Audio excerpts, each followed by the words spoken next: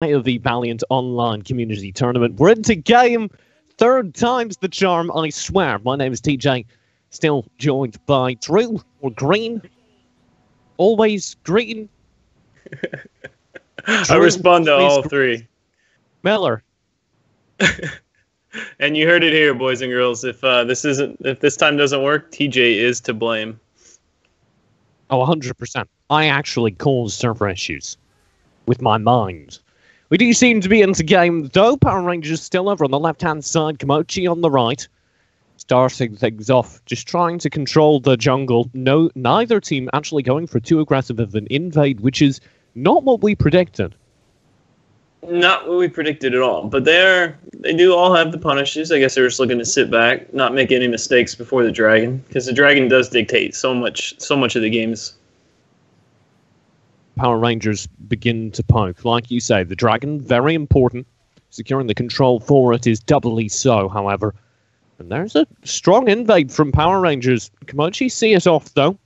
Blue gets a little bit of poke on the Ryoma, but nothing else. Not much going on in this lane either. It looks like they're just clearing the minions. Nobody really looking to make an aggressive play yet. Still a little ways out from the dragon. You'd like to see that about 10 seconds before the dragon spawn. Unless you can get this top lane gank. Yeah, this could get very dangerous for Blue. There's the drone drop. Malleus as well. He is gone. That is devastating. And what that's going to do now is that gives Ryoma's going to lose the whole wave of XP there.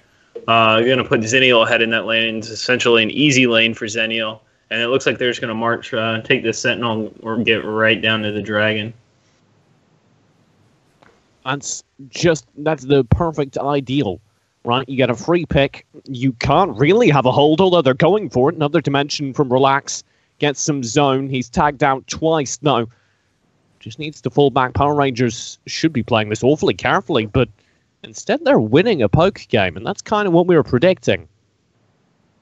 Yeah, and that was a little risky there from the ride, especially since they do have the slight gold advantage from the pick and the Sentinel top lane. They have really all the advantage for the dragon now too.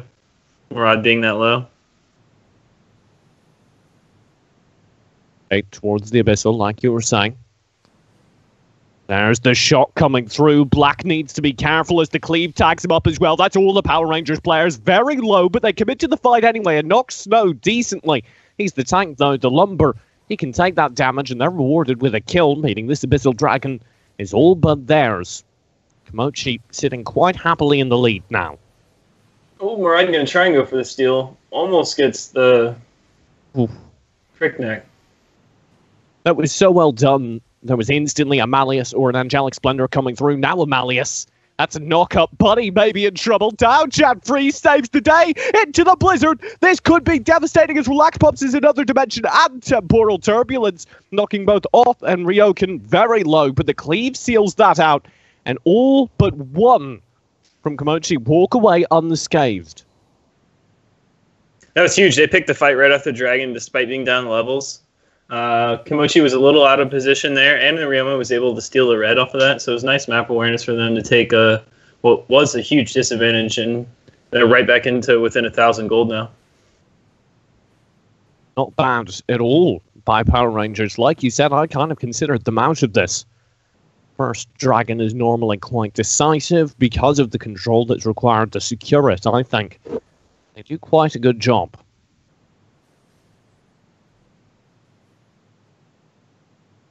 Where do the PowerRangers need to go to further close that lead now? They need to try and pick out some jungle camps, but Kimochiii just cleared everything so quick, except for the red. They were managed to get the red. Buff timers would be nice at this point, so when they are spawning, you can get a pick there. They really need to fight with numbers on their side. Even this 3v3 here in the middle is going to be a little scary. Bunny, very scared indeed. He's gone. Snow claiming the final kill. The Earth Splitter comes through, but the Murad will be able to dodge it as the Angelic Splendor lands. PowerRangers just need to back off. Victory has been claimed already. Really the only thing I can say about that one is at least the Murad's still alive.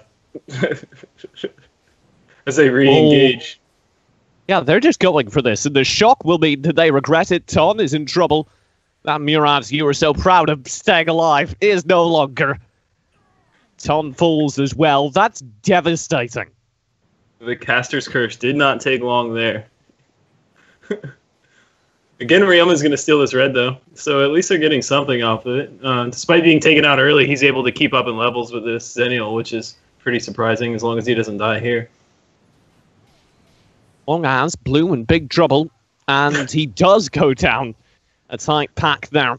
Incredible damage, I think, coming through from the Irie Xennial combo for how early in the game this is. They're going to go for this tower as well. All right, man. I don't think he's going to be able to clear it with one poke. They should be able to get it fairly easy. They back off, though. Now the Mali is for re-engage. Earth Splitter, that's nice. There's the hissy fit for defense, but Black overestimates its value. Indeed, may have overstayed his welcome now. As Jojo Bunny joins, they've got enough players that they'll hold, but what is this Dark Slayer? That's just a tag, right? They were just dashing through. I don't think they were stopping for very long there. I watched a Vitality game recently. I'm ready for anything.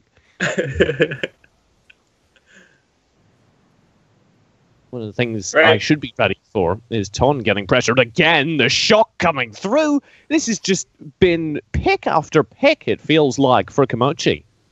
You don't really need that many stuns if you're going to dish out that kind of damage. Relax, might have a say. Good response, but he's deleted. They tried to get a good combo with the hissy fit, but doesn't work. Now the Earth Splitter comes through as well. Black's off the board. And so is that tower as soon as the minion wave comes through. No, sooner. Yeah, they didn't even need the minion wave there. And they might be able to save mid here still. They just didn't care about that tower at all. Dove it, no questions asked. I mean, they have such an early game lead at this point over on the Kimochiii side. I don't blame them. They might be thinking about Darkslayer now. They have pretty much everybody on that side of the map. Only need a pick or two here to secure it. They'll go for Blizzard. Defensive doesn't work out. The Earth Splitter will be cancelled. The Angelic Splendor is not, though. It provides massive healing, and they've got the fight all but won. It's just asked Murad and the tower to defend him. The tower's gone, so is he. And it's a clean fight again for Kimochiii. And the Xennial's really the MVP so far. He's been using his ultimate as soon as it's off cooldown. Pretty much right in the middle of every team fight, just giving his team that extra boost of heal and speed that they need to power on through with their big, massive, tanky lineup. That's what they've been doing fight after fight. Kay, I believe that's how you say his name, but I could be very badly wrong. This Kriknak found a ton of damage that fight. And I feel that only really works when you've got the tanks to protect you. Yeah, and pretty much everybody built a tank item for their first item, except for the Kriknak, who's been the pure source of their damage. Even Ari built the Mantle of Ra, which you could consider a tank item, even though it has the burn. So they're ready for this. They had a plan the whole time. Good one so far.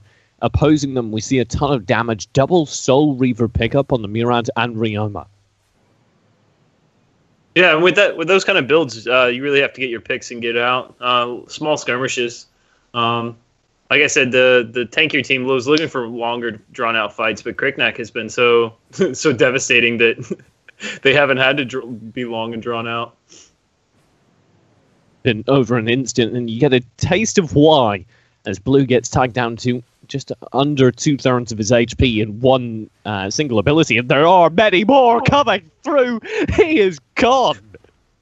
That was quick. He was deleted off the map there. And this is one of the downsides of Murad. I think he's really hard to play from behind just because you need the jungle control so you can proc off the creeps. Very strong jungle hero, but this is one of his large weaknesses here. Barret Sentinel will be picked up as well.